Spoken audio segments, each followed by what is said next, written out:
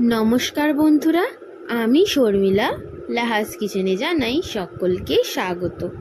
আজকে আমি আপনাদের জন্য নিয়ে এসেছি সর্ষে পমফ্রেটের একটি দারুণ রেসিপি।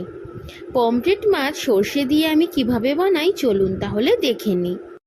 প্রথমে আমি পমফ্রেট মাছের গাগুলো একটি ছুরির সাহায্যে চিড়ে দিয়েছিলাম।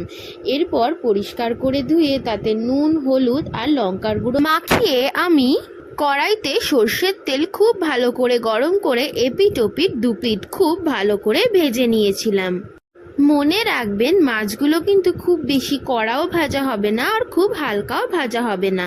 এরপর ওই মাছ ভাজা তুলে নিয়ে আমি হাফ চামচ কালো জিরে ফোড়ন দিয়ে ভালো করে নাড়াচাড়া করে একটা মিডিয়াম সাইজের টমেটো, একটা মিডিয়াম সাইজের পেঁয়াজ, দুটো চেরা কাঁচা লঙ্কা দিয়ে খুব ভালো করে ফ্রাই করে নিয়েছিলাম।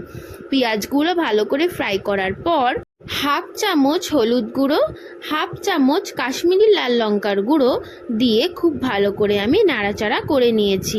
এরপর আর একটু ভাজা ভাজা হলে আমি ইনস্ট্যান্ট সর্ষে বাটা, যেগুলো কিনতে পাওয়া যায় বাজারে, সেই প্যাকেট সর্ষে, তার মধ্যে আমি গরম জল আর নুন মিশিয়ে এর মধ্যে অ্যাড করে দিয়েছি।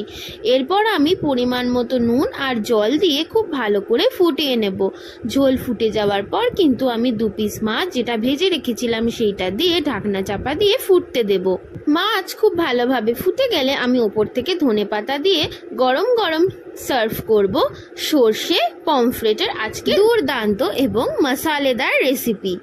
সত্যি বলছি, এই পমফ্রেট মাছ যদি গরম গরম ভাত দিয়ে খাওয়া যায় তাহলে কিন্তু আর কোনো কথাই নেই, জাস্ট জমে যাবে।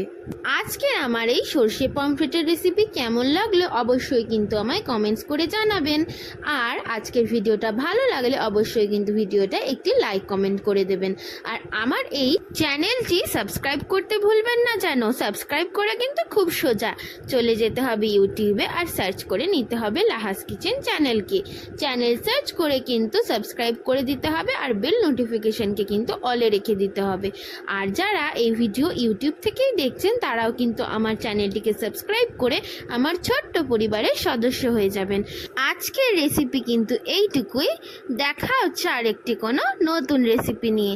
তাই সবাই কিন্তু খুব ভালো থাকবেন, সুস্থ থাকবেন। আজকে আসি, টাটা।